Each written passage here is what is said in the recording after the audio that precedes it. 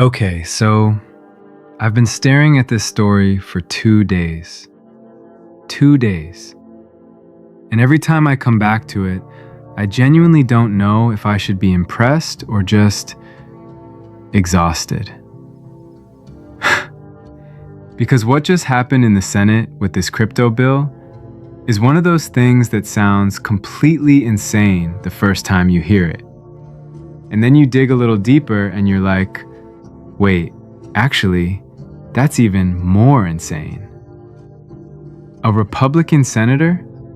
A Republican senator just said he will personally kill a crypto bill that the entire crypto industry has been begging Congress to pass for years. Unless there is language in the bill that stops Trump from promoting crypto. I want you to just sit with that for a second. Because the cognitive dissonance there it's a lot. The party that ran on being pro-crypto, the party that got massive crypto PAC money in the last election, one of their own, is now threatening to blow up the biggest crypto legislation in US history because the President of the United States has a $1 billion crypto portfolio and people are starting to ask uncomfortable questions about that. That's the story, and I genuinely think most people are sleeping on what this actually means, not just for crypto policy, but for your money. So let's talk about it. All right, so let's back up a little because I know some of you are going to be like, what's the Crypto Clarity Act? And I don't want to gloss over that. So for years, and I mean years, the crypto industry's biggest complaint has been that nobody in Washington would just tell them the rules. Like, is this token a security? Is it a commodity? Does the SEC regulate it? Does the CFTC? Is it both? Neither? The answer has basically been, we'll sue you and figure it out in court, which, if you've ever tried to build a business or invest in something, you know that's not an answer. That's chaos.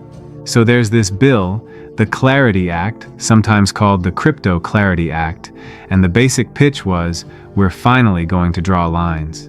Here's which tokens fall under SEC jurisdiction. Here's which ones fall under the CFTC. Here are the rules. The industry loved it. Crypto exchanges loved it.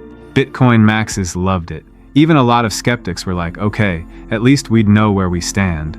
The House already passed their version of it. July. Done. Now it's in the Senate, and that's where everything gets complicated. Enter Senator Thom Tillis, Republican, North Carolina, sitting on the Senate Banking Committee, which is basically the gatekeeper for this bill. Nothing moves without them. And Tillis just went on record and said, quote, and I'm going to read this because I want you to hear exactly how he said it. There has to be ethics language in the bill before it leaves the Senate, or I'll go from one of the people working on negotiating it to voting against it. Read that again. This is not a Democrat. This is not someone who campaigned against crypto. This is a Republican senator who was literally on the negotiating team for this bill. He was one of the people writing it, and he just said, without ethics provisions that restrict the White House from promoting or issuing digital assets, he's voting no.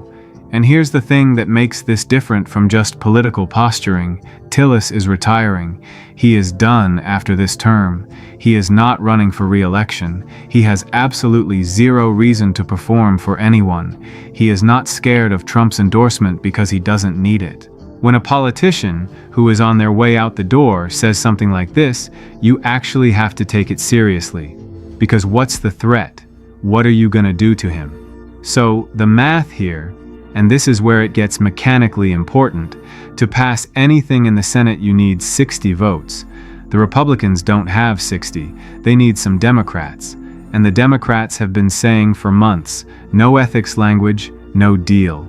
Senator Ruben Gallego flat out said there is no final bill without bipartisan agreement on this.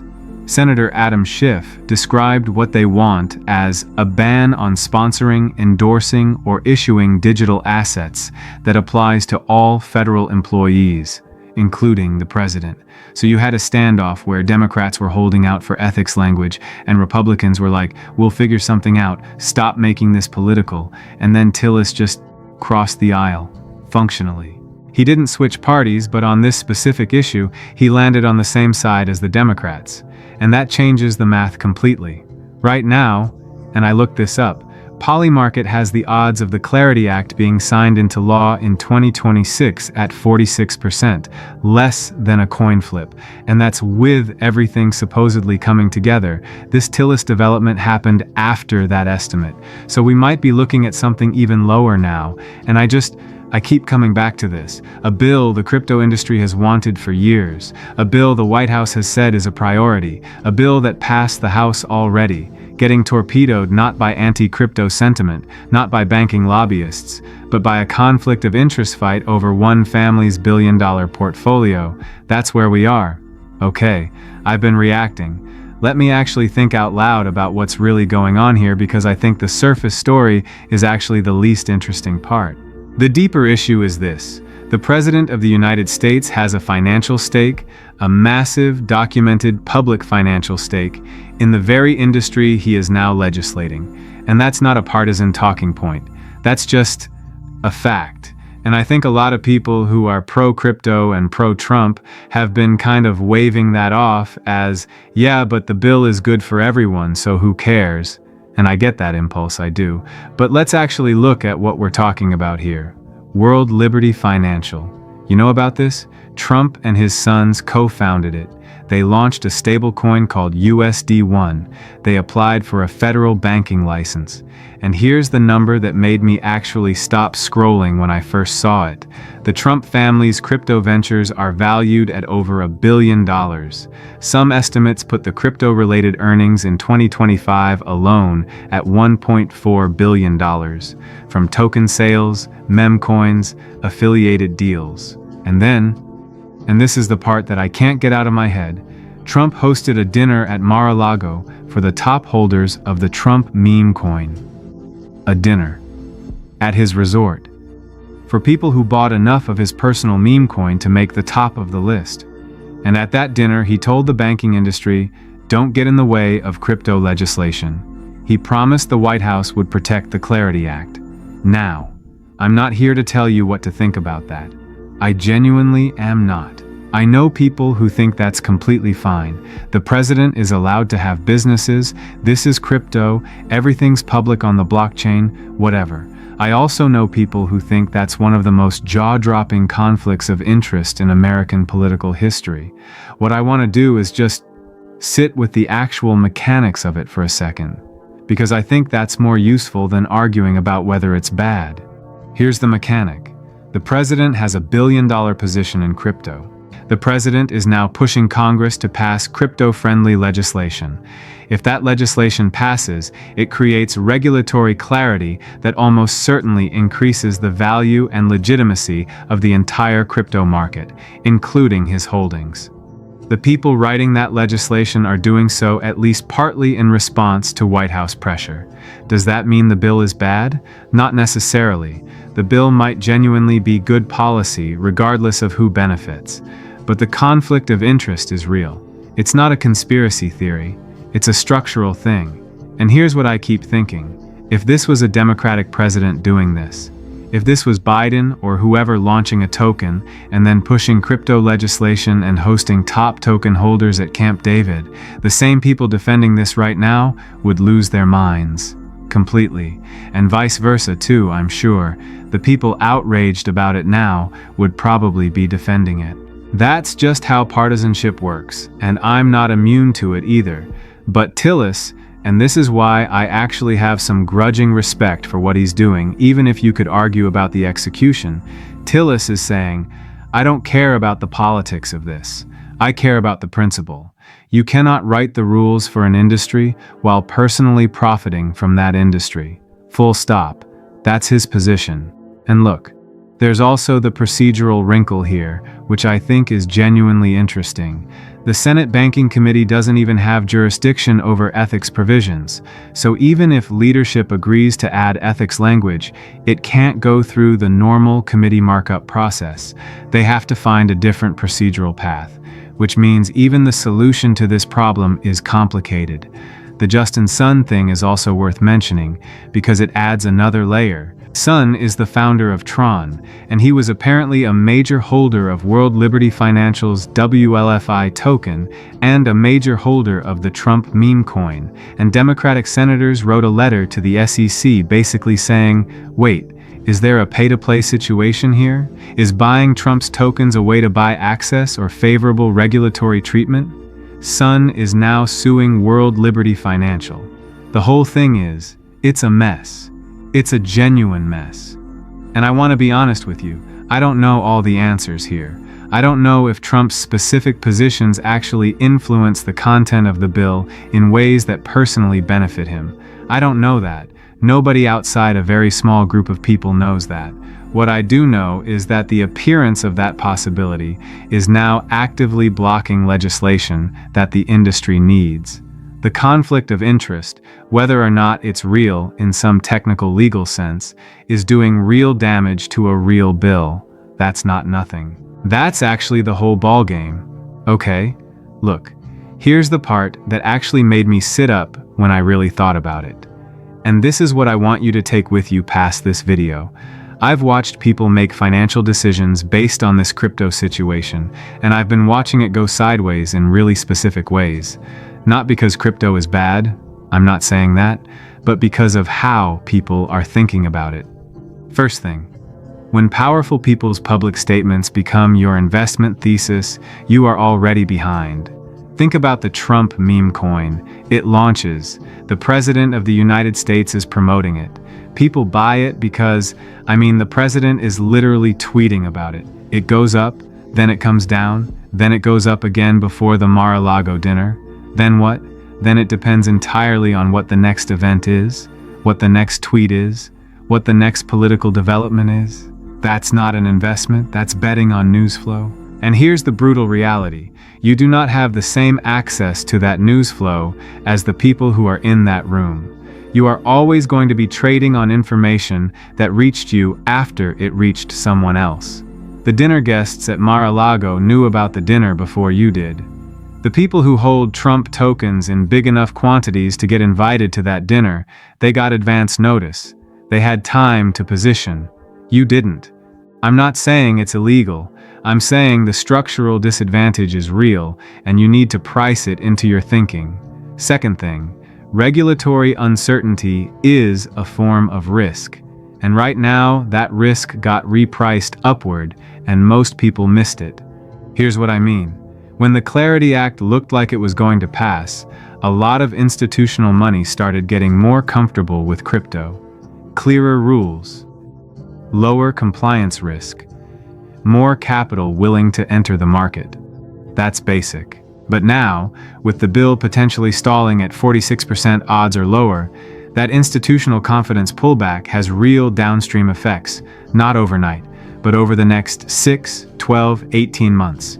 If you own crypto right now, the passage or failure of this bill is not abstract. It affects how much institutional money flows into your assets. And the thing that is blocking the bill is not some obscure technical disagreement. It's a conflict of interest fight over one family's portfolio. That means the resolution is going to be political, not rational. Political resolutions are slower. They're messier. They come with unexpected reversals. That's a different risk profile than good technology will win eventually.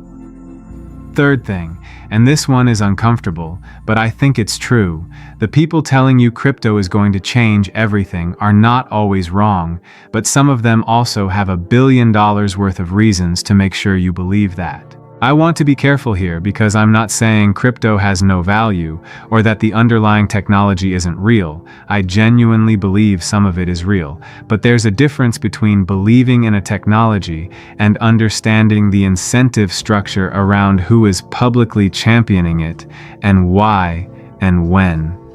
When the President of the United States launches a personal meme coin and hosts token holders at his residence and pushes Congress to pass crypto legislation, you should be asking yourself, whose interest is being optimized in this situation? Maybe it's yours too. Maybe the bill really is good for retail crypto holders, but you should be asking the question, not because you're cynical, but because that's just responsible. That's what adults do with their money. The lesson is not, don't invest in crypto. The lesson is, when the political and financial interests of powerful people are this visibly aligned with a particular investment narrative, be more careful. Not less interested. More careful. Verify independently. Don't let enthusiasm become a substitute for analysis. Okay. I've said some version of this before. I'm gonna say it again, because I still see people not hearing it. Don't let powerful people's public statements become your investment strategy. That's it. That's the whole thing. I've been saying this for years in different forms, and every single time something like this Tillis situation happens, every single time, it proves the point again. And I'm not saying it with judgment. I'm saying it because I've watched people I actually care about make decisions based on things a senator said, things a president tweeted, things an influencer with a bag said on YouTube, and then act confused when the market didn't follow the statement. The statement is not the market. The statement is made by a person who has interests that may or may not align with yours. Sometimes they do align, sometimes you get lucky and ride the wave. But if your strategy is, this powerful person is bullish on X, so I'm buying X, you are not investing. You are hoping, and hoping is not a strategy. Here's the specific version that applies to this moment.